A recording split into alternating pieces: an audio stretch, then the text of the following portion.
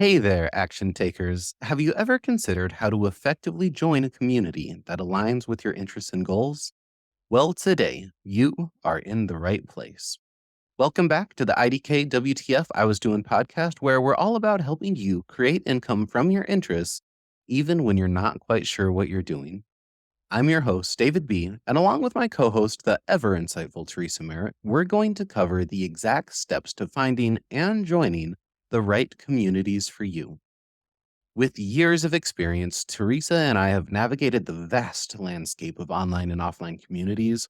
We've seen the good, the bad, and the ugly. And so today, we're going to reveal why some groups are more like quicksand than solid ground for new entrepreneurs. Plus, we'll share the secret signs that show you that you're in the right place. And later in the episode, we're actually going to discuss a type of community that's often overlooked but can be a gold mine for newcomers. So, if you've struggled with finding the right group of like minded individuals, you're going to want to hang out with us for the next 30 minutes or so. Be sure to listen to the full episode because we're going to share some real gems from our own experiences and provide actionable steps for you to take. Remember, we are your friends and teammates while you're working on your business, and we're here to support you every step of the way. So, action takers, if you haven't already, hit that subscribe button, then sit back, focus up, and let's dive in. Have you ever started something new and didn't finish it? You were excited. You invested time and money. You got stuck. I'm Teresa Merrick. And I'm David B. And this is the podcast with two ADHD entrepreneurs, and we've been there. And worked with hundreds of people in the exact same place. The IDKWTF I Was Doing podcast will take you away from feelings of frustration and overwhelm. And lead you to the clarity you need to take action and get shit done. Listen today because it's important to admit that no one really knows what the fuck they're doing. Welcome back, everyone, to another episode of the IDK WTF I Was Doing podcast. I'm David B. And I'm Teresa Merrick. And we are back once again on our series of I Don't Know What I'm Doing and It's Okay. We have covered a lot of ground and we're kind of coming up on the end, the last kind of couple episodes on it here. It's both exciting and kind of sad. Like this little journey for season 3 has been a blast. Yeah, we've covered a bunch of good ground. So we kind of started just really talking about how to be okay when you don't know what you're doing, really how to prepare for those inevitable setbacks that are going to come up. Mm-hmm. We all made a really strong commitment to just keep going. Yeah, we talked about creating effective routines and like how to have that work for you. We talked about creating like an evening reflection. I have a free evening reflection guide, so we went over that, but like how to end your day or start your day, how to deal with your daily stress in your life. And our most recent one was how to get unstuck and create progress for yourself. So, And now here we are. And today we're going to talk about communities and building communities and finding the right people, because sometimes that's hard. Absolutely. And I feel like it was kind of the running theme through all of our past episodes where we're saying, hey, here's all these things, but the best thing you can do is find some support and find some people and some like-minded people around you to really encourage and help you go through this, right? But we never specifically said how to do that. And that's such a thing that's easier said than done. Like, oh yeah, just go get a buddy. But it's not. Seriously. Well, we did an episode back in long time ago, and maybe we could do a new episode, guys. Our old episodes are a little rough, but it was a fun episode. We talked about friendships and how hard it is to create friends as an adult. It's the same thing with building a network, because you inevitably end up with people who are probably going to be your friends too. And it's just not always easy to find a friend, find a networking buddy, an accountability buddy, to find that like community that really resonates with you and also has people who can meet you on whatever level you're at, where you're like, oh, we're doing like the same thing. Maybe you have totally different businesses, but you're both working on marketing, or you're both working on building a bigger client base, or whatever it is that you're looking for. Yeah. And I think one of the things we talked about on that last episode, one of the things that was surprising to me when I kind of started in entrepreneurship was learning the difference between the friend, acquaintance, but the new category of colleague. Someone I know a lot about and do a lot of stuff with, but I wouldn't consider them a friend per se, but I know a lot about their life and we have done a lot together. And so finding colleagues, I think, is a really interesting thing that's not exactly a second nature because it's like this new category of relationship.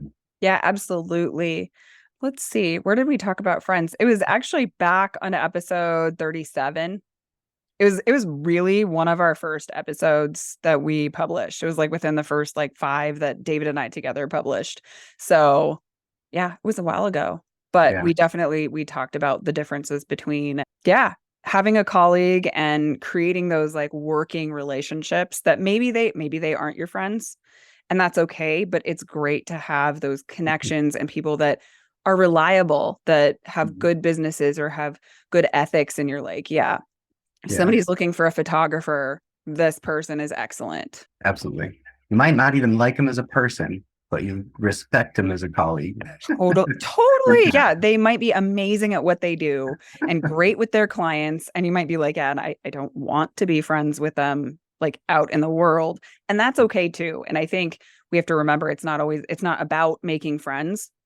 And Mhm. sometimes you meet some really cool people who end up being your friends too. So Exactly. it's all And so good. I think like with that, there's a lot of really traditional advice of, okay, if you're going to go make friends or if you're going to go find people doing what you're doing, there's really set things. They're like, hey, go join a BNI or go join like the Chamber of Commerce. People will just do like a networking event from 7 to 9 at a local wherever. Mhm. Well, and it's Bring a business interesting. card. Yeah. And basically bring your business cards or flyers or whatever you have. And those events, like I have met some cool people, but they're for selling. Like I went to a friend back in the day. We both did the same network marketing company. And she was like, can you go to my BNI? Because I'm supposed to present, but she was like out of town or something. She was like, so could you go present for me? And I was like, that's totally fine. It's no big deal, whatever. But when I went, I mean, I met some people, but the idea of that group is that, oh, well, I pay a lot of money to be in that group. Those groups are like $300 or $400 a month to Monthly. go. Yeah, every month. And then you go and you meet the like 15 people that are in that group. Mhm. And then, like, if it's like, okay, David is the photographer of the group, and Teresa is the network marketing for skincare of that group, and Emily is the network marketing for health products of that group, and so is everybody has these specific, only one type of person in that group. So it's like they do narrow it down. And then it's okay, well, if anybody I know asks for a photographer, I have to refer David. Mhm. And it's even if I maybe know another photographer who I've used and love, it's like I'm Yeah. paying to be part of this group so that I have people I can refer and people will refer me. But I And I don't think it works that well. and I found most of the time you don't really end up getting business from those groups because number one, everyone's there is trying to sell something. Number two, maybe they don't have the right network and it just it doesn't pay for itself. If you're paying $300 a month, how many sales would you have to make per month to get that back in profit? Right. So what's the ROI? Is it worth it? And I found, especially for newer entrepreneurs, it absolutely isn't. No, it's so much money. Like really, I mean, $400, $300 a month. They actually say $300 a month can be the difference between people going bankrupt or not, an extra $300 a month. So when you're trying to start a new business and get on your feet, like $300 a month, I mean, it takes a big toll. That's if you go buy a new car, that's a car payment.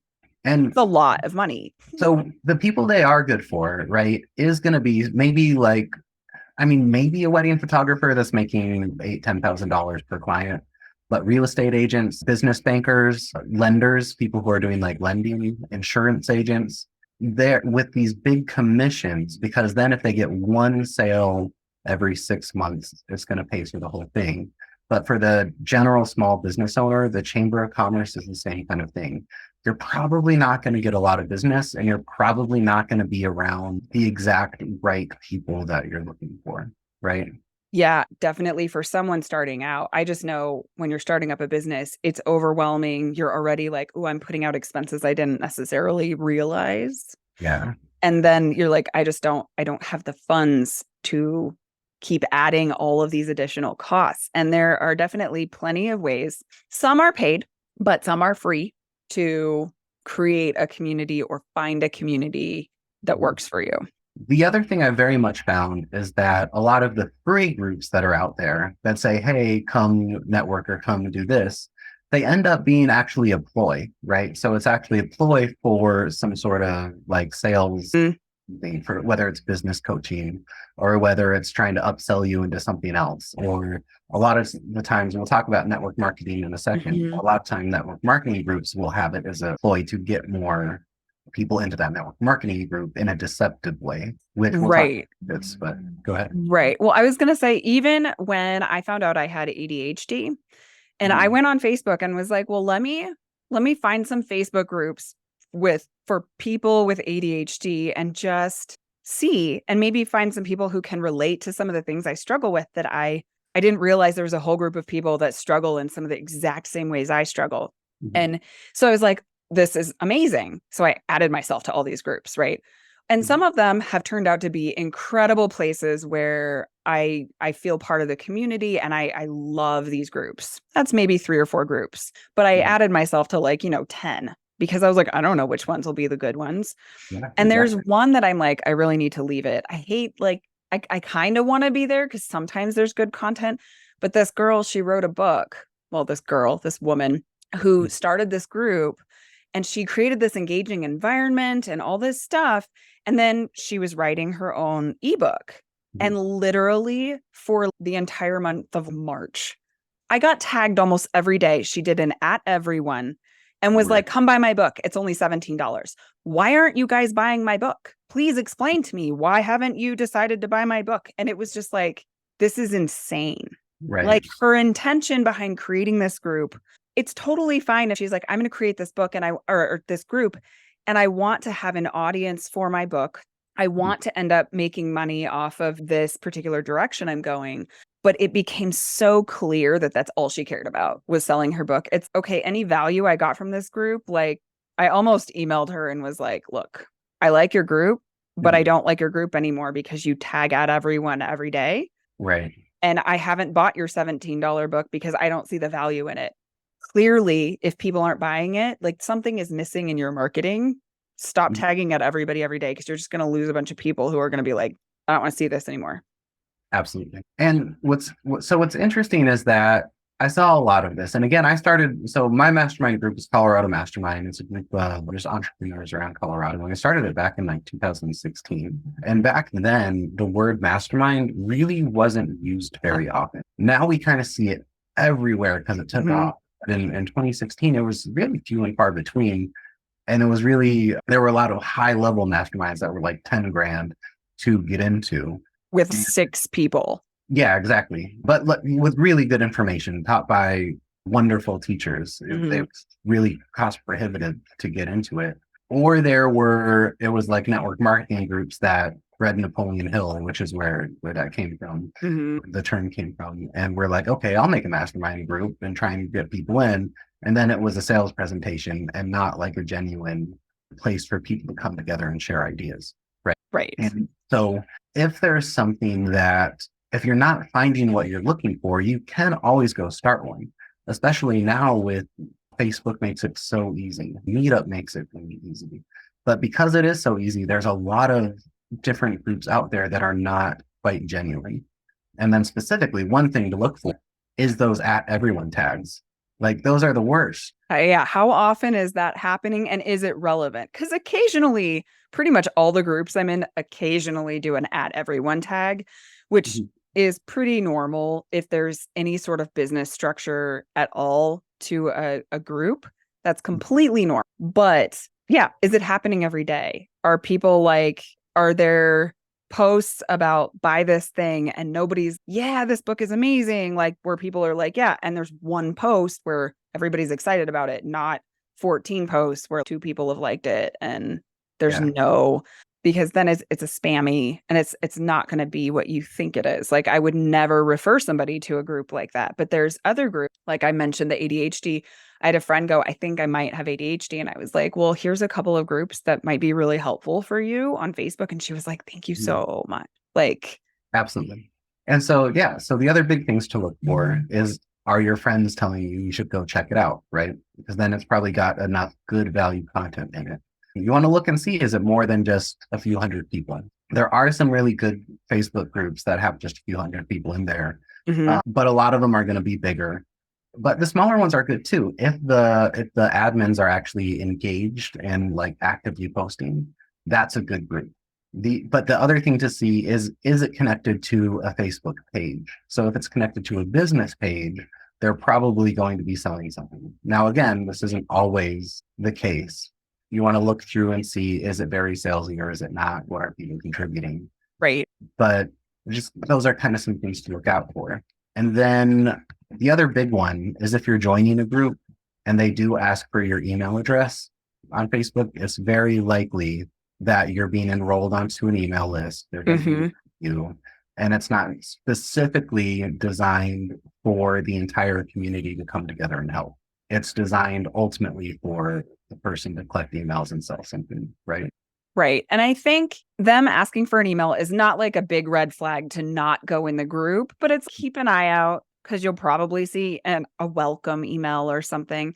And if it seems like something relevant to you, cool. If it doesn't, unsubscribe and it has not hurt you at all. And you still get to be part of the group. But it does let you know that there's potentially some other interests happening, which isn't always a bad thing.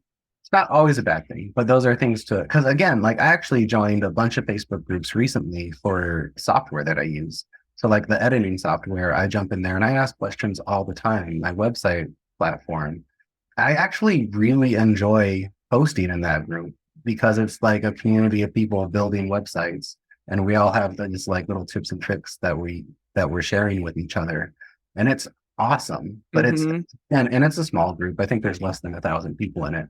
But it's a really, really helpful where we're actually making each other better. Right. And I mean, that's for something like that. It's super helpful when someone's, oh, here's a workaround, or doing it this straightforward way doesn't work. But this other way is super simple. And when it's so nice to have those spaces where people are doing the same things you're doing and you guys can support each other, because David says he asks questions, but I know very well that David answers a ton of questions in the group season. Yeah. Well, David, you share all your knowledge and you're so good at it. It's something I've been trying to do more, is contribute in a way with the knowledge that I have better in some of the groups I'm in, because I just know sometimes I just don't take the time. And it's important. It's important to do. And it really does create connections. It makes a group even better. Yeah. And it has to be kind of fun too, right? So like I like talking about certain things and then I'll like rant about it. And I also like triggering people to try and argue with them on Facebook. That's like my hobby. I was like, oh, you're being irrational? Let me rationally tell you how irrational you are. And then it makes them more irrational. And I think that's always fun. Yeah, it is pretty funny too when you logically school someone, but I don't think they think it's very funny. They don't, but I'm not writing for them. I'm writing for everyone else who's just reading it. Totally. So those are some of the things. And again, if you don't find something or the community that you're looking for, I think it's so rare nowadays for either like on TikTok or on Facebook for there not to be a community of the people that you're interested in or that you want to be around. It's just you have to go looking for it.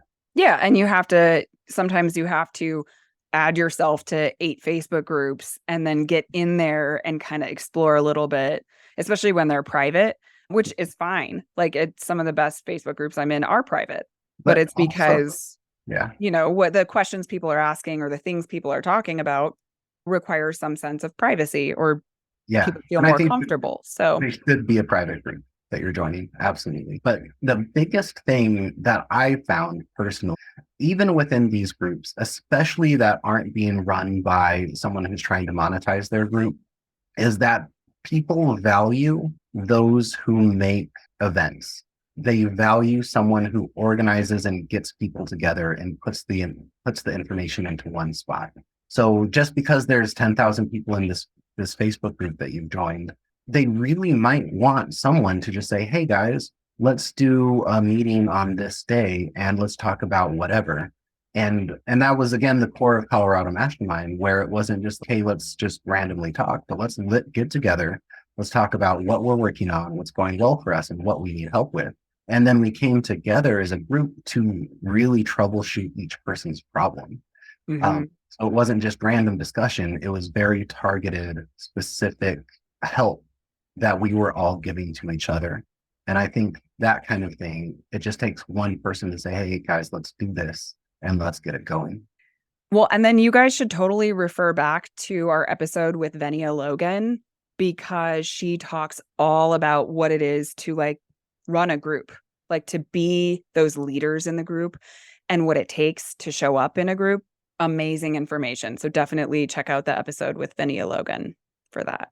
Absolutely. And earlier I mentioned, like, a lot of the times those mastermind groups were a ploy to get into a network marketing company. Now, I'm not against network marketing at all. What I'm against is the deceptiveness that some people within the organizations use to try and get people onto their team. But Teresa happens to be our network marketing expert. And I think after this break, maybe you can tell us some of the benefits and some things to look for and some like positives that you got from being in the network marketing world. Absolutely. All right. We're going to take a quick break and then we're going to talk a little about network marketing, but we're also going to have a few more tips on how to find your network that's for you. So we'll be right back.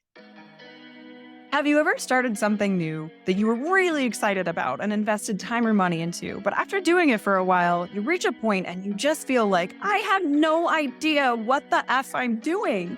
There's that bubbling up of frustration because you're not quite as good as you thought you'd be, or it's nowhere near as easy as you expected. Then suddenly, a wave of guilt comes at the same time, and you don't really want to or feel like you can express this to anyone. Having a dream you want to accomplish can be very sad and isolating. It's lonely because visionaries tend to see the world the way that it could be, instead of settling for the way the world currently is, like most people do.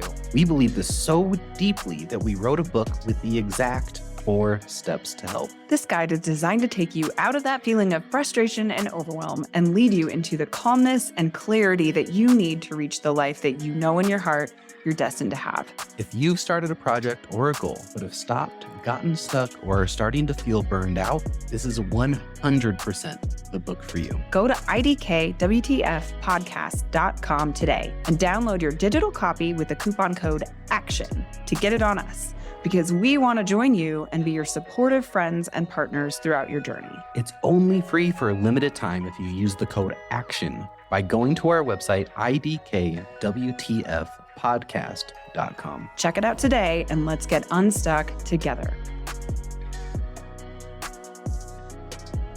And welcome back. So we just kind of covered what to look for in maybe like a smaller group mastermind. So Teresa, tell us kind of about like network marketing and kind of some of the value you got from that. Yeah. So network marketing gets a really bad name, and there's a reason for that. There's absolutely a reason for that.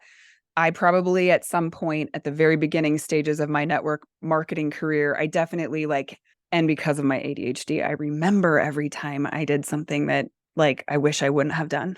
Yeah, just a flash every once in a while it comes up and it's right. like, There's literally 2 or 3 people very specifically that I know I didn't do or say the right thing because I was so like focused on like my sales, and some of the network marketing tactics are really shitty. They just are. But it's like when I first got invited to this thing, I had tried these products and my friend was like, you would be great at this. Come to this thing with me. And I was like, okay, but she was very open that it was like about the product. It was about the business. And to me, that's legit. If somebody says, hey, I'm doing this thing, this small network marketing company, whatever, I would love for you to hop on a Zoom, because anymore, it's not even like back then I went to this woman's house, right? Like I had to take the time. My friend picked me up, and now you can just pop on for a half-hour meeting on Zoom. So if your friends ask you, hey, I think you'd be great at this, it actually never hurts to go just check it out. See what they have to say, especially if you like recognize the products, or your friend is like, these products are actually like really great. I think you would like them. Take it as a compliment The tactics that I hate are when they're like, come to my house for this thing. And I'm like, okay, what's the thing? Like, I'm in a Having a network marketing party. company. I know you're doing something network marketing because if it looks like a duck and it quacks like a duck, it's definitely not a turtle. Right. Like, just tell me what company. And I had a friend once a long time ago invite me like that. And I was like, no, but really, what company? And I had already told her, I will come, I will support you and just show up on that day. I'm available. But what company is it? She would not tell me because Oh, that was her wow. instructions, was I not had to a tell anybody. I And I had an was like, immigrant that was the same thing. And he was like, hey, there's this, and this. And I was like, yeah, I do that. Run my own business. I totally, you sound like, you know what you're talking about. What's the company? And he was like, I'm not telling you. And I was Uber-y, so I was inebriated. And I was like, just tell me the company. And mhm. so I was like, you don't even deserve, so he got irritated. And he was like, you don't even deserve to know. You got to go to these meetings and read this book first. You're not even worth knowing. I was like, so I really offended him. But like, Biggest eye roll in the world over here. For those of you and that are just listening, not watching, I'm over here. Oh, this is terrible. It's it was, terrible. it It's was so so bad. annoying. Yeah. Be straightforward. Like it's so slimy. So Mhm. I still went to her thing because I said I would, but I was annoyed from the get-go. I was already on my guard and I don't know what company this is. And when I got there and the company, like, I was like, this is slimy. This is icky. I don't like it. So when you start out being deceptive with a Mhm. network marketing company, like it, or if that's the way you're invited, just know that that's going to get poor reception because anybody, especially now, so many of us have experience with a variety of network marketing businesses. We purchase from them. Their products are badass. Seriously. Right. I mean, I just ordered, everybody knows Pampered Chef. I Mhm. just ordered some stuff for my kitchen because Pampered Chef stuff is amazing. Yeah. Like the quality is great. The Pampered Chef stuff I own already, I've been using for years. It lasts forever. We Yeah. all know those names of stuff that works well, that has a good quality product. Mhm. I actually am affiliated with a newer company now called Q Sciences and their nutrition products. And they've just started the market with home products. Mhm. And I didn't expect to be part of another network marketing company because most of you guys know me from my former network marketing company. And I still use those products. Like I still use that skincare and those things. I'm still technically a consultant buyer Because from it has good products and you get a discount and you like it. Yeah. right. Right. And And that's occasionally people still know, they're like, oh, hey, are you still part of this company? And I'm like, yeah. And I hook them up with whatever. Like I get them a deal, I get them signed up as a preferred person and they get to buy their stuff at a discount. Like I still know how to do all of that for that other company. And it's just, I've moved away from that company yeah. for a variety of reasons.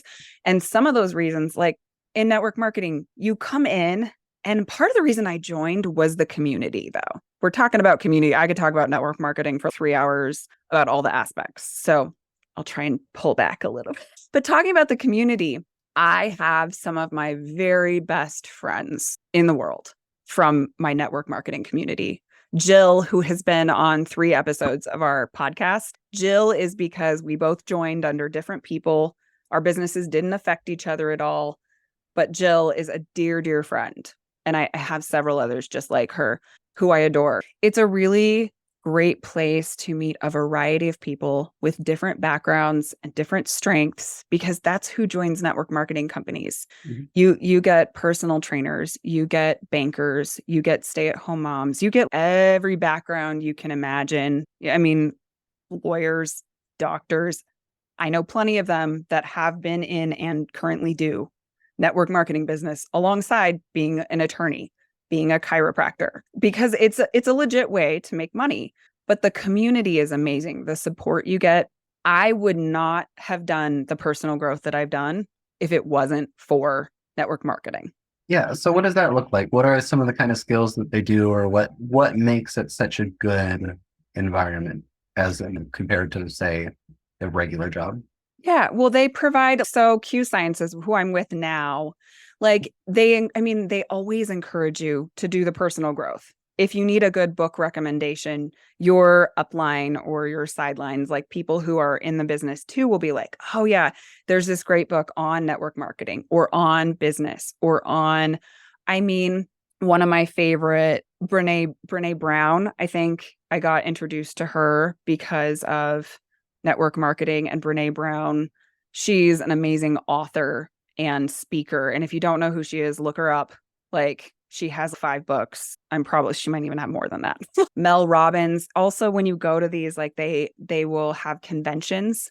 And so I've seen some really cool authors and public speakers in person at a live event who are just, and they all have their different stuff, but it allows you to like grow yourself, because then you're getting a chance to make yourself a more well-rounded person who's able to give back to your current network and community.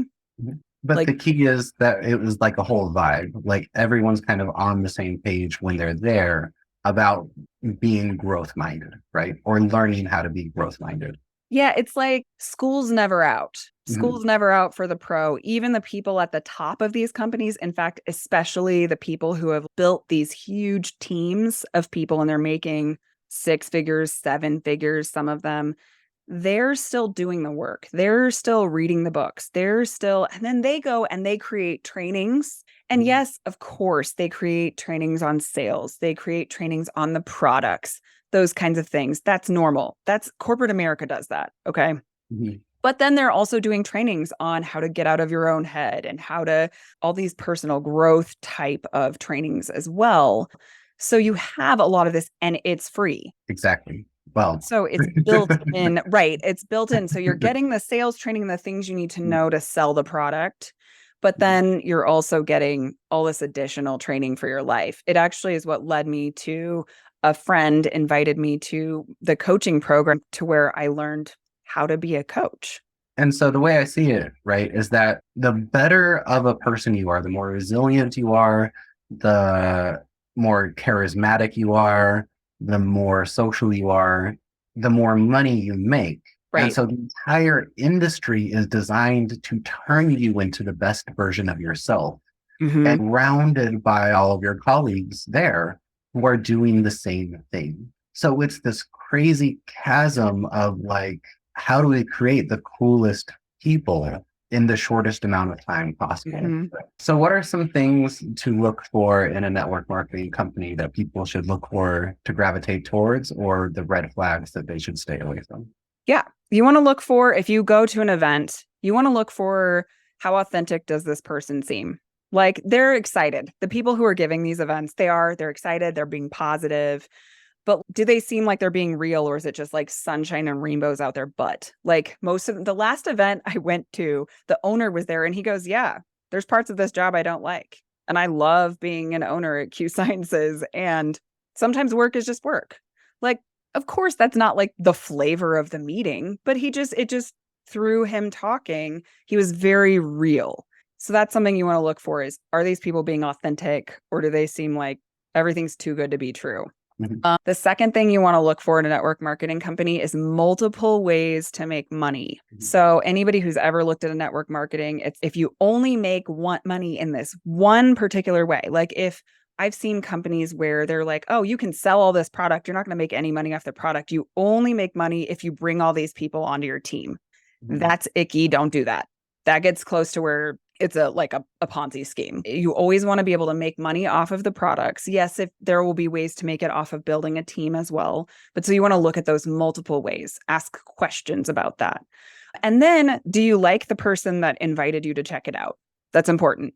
If you don't like that person, but you like the company, you can always go find someone else in that company. And I'm not supposed to say that, because we always like, in my old company, it was like, well, refer back. But if so-and-so went to Tracy or whoever, right? And they didn't really like Tracy, but now they found out I do the company and they're like, yeah, I want to buy stuff from you. I want to be on your team. It's like, if I say, hey, well, you heard about it from Tracy, and they're like, but I don't want to buy from Tracy. I don't like Tracy. Then you're allowed to do that. So if you meet me and you're like, oh, Q Science is great, but like, you're irritating, Teresa, great. Go find someone else who does Q Sciences. If you really like the products, but you don't like me, that's okay. There's so many people who are in this company. So, because if you don't really love the person that invited you and you're excited about the company, that Mhm. person can break your experience. Okay. So I think those are some of the top things you want. Well, and of course, even people will join who haven't tried products, but you do need to have a use for the products. If you're someone who's, well, these products are good, I'm going to sell cat toys. Well, I don't have cats. I don't plan to have cats. So I'm not going to be a good person if someone says I need a good cat food or cat product, I'm not the person to ask. So that's also like, is this something you would actually use in your life? So what about support from the other people at maybe the office, or it's probably Zoom calls now? Because I Yeah. guess when I was in network marketing, everything was in person, right? And they Yeah. actually actively discouraged social media back then. No, that's a great question. And that's actually probably like the fourth thing you should look for is, does corporate do regular calls? How involved is corporate with the consultants, with the people who are actually selling the products? Mhm. Because some companies are really great about it and some companies are not so much. And I would ask people like legit, how much money do you make? And if they say, oh, between $500 and $1,500 a month, they make $200 a month. Cross my Mhm. heart and spit on the floor. That's they're not consistently making. If they're like, yeah, but if they can say my checks every month are between $500 and $700 consistently right now, and if I add these 3 people and my sales bump up to this much, then I'll make X dollars a month. There are companies that can give that. So I know some companies don't work like that, but there are companies that can say very clearly, and you'll make this much every month. Yeah. And so what else, anything else you can advice on things people should know about kind of getting in or being exposed or experiencing like a network marketing community, a group? If it feels good, if it looks good, if you're some of the things I mentioned, if you're like, yeah, those things are all in a row, if you're like, I think I might want to be interested in this, even though I don't know what people will think of me. Like lots of people do network marketing or have done network marketing. It's not something you should be ashamed of. And you don't have to be the icky person who shows up to every event like, here, buy my timer. You Yeah. don't have to be that person. This pen is the best pen you'll ever own. You should buy some from me today. Like, just don't be that person. Yeah. Okay. I like it. I like it. So the moral is you can still find a great community within the network marketing as long as it's something that you like, as long as the people are honest, and as long as it's just not, it doesn't feel icky, I think is what you said, right? Right. And multiple ways to make money. Yes, Yeah. exactly. If there's any questions about the money or the people sharing, if you're like, and some of them, like I said, some of them are really, really happy people. So keep in mind, like sometimes their authenticity you might be like, what are these people on? But it's like when you are making money at a network marketing business and you're doing it in an authentic way, these people seem very real. They just seem happier than a lot of people that you know because they're working 20, 25 hours a week and they're making a lot more than people who are working 80 hours a week. Absolutely. So they're happy. So just know that too. But most of these like big wigs at these companies, I've met tons of them in person over all these years. I've met so many people who make a shit ton of money. They are really real people. A lot of them are super genuine. A lot of them are very down to earth. Like they don't walk around like they're better than people.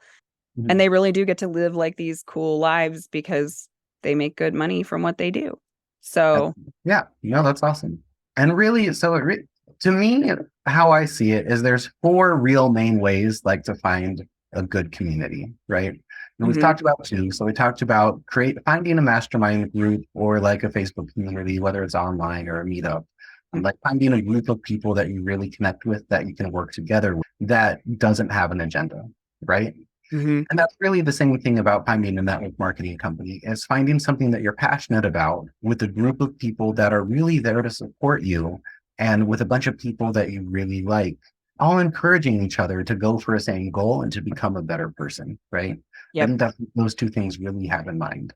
The other things that you can really do to kind of fast track that community aspect is doing something more one-on-one and more personal. Whether it's getting like an actual business coach or a business consultant, or even like a life coach, it's not necessarily business minded, or just an accountability buddy. So maybe you don't need the consulting because you kind of know what you should be doing. Have an accountability buddy there that's on the same page as you, to just be like, hey, let's get it done. Let's do this. And so that's what we're going to be talking about is those two things in our next episode, is how to find a really good coach or consultant, or how to find a really good accountability buddy. Yep. That is reliable is the key. Totally. And when you find that reliable person, like you hold on to them for life. So yes, we are definitely going to cover that because there's a group aspect. Groups are amazing.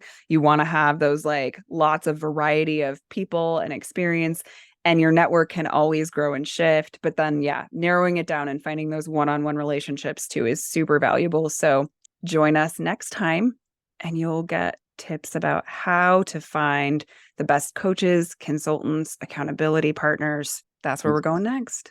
And as always, we are your friends and teammates here on the IDKWTF podcast. So if you're not yet a part of the Facebook group, you can always join ours, of course. That one is free to join. And we're there. We're hanging out. But until you do any of those things, you can always listen to us, and we are here to support you. So thanks again, and we will see you on the next episode. Bye, guys. Thank you for listening. If you enjoyed today's conversation, please consider liking, subscribing, and/or reviewing us on wherever you listen to your podcasts. Also, if there's someone you know who clearly doesn't know what the fuck they're doing and would benefit from this topic, please hit that share button and send them this episode. Let's normalize the feeling of uncertainty. Asking for help and admitting that we don't know What the fuck we're doing either.